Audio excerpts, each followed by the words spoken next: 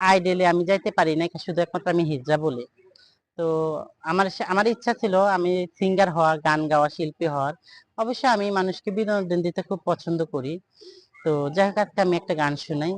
বন্ধু তুমি আইবারে বলে আমি ঘরে বন্দে হলাম নয়নের কোলে রে বন্ধু, আইবার চাইয়া তুমি আইলা না রে।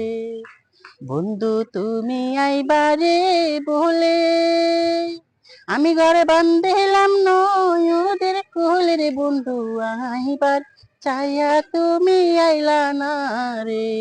বন্ধু আইবার চাইয়া তুমি আইলা না রে। আশ্বিন মাসে গাঙে রে বাটি আমি কলকাতা পাঠাইলাম চিঠি রে বন্ধু, একটাও চিঠির উত্তর দিলা না।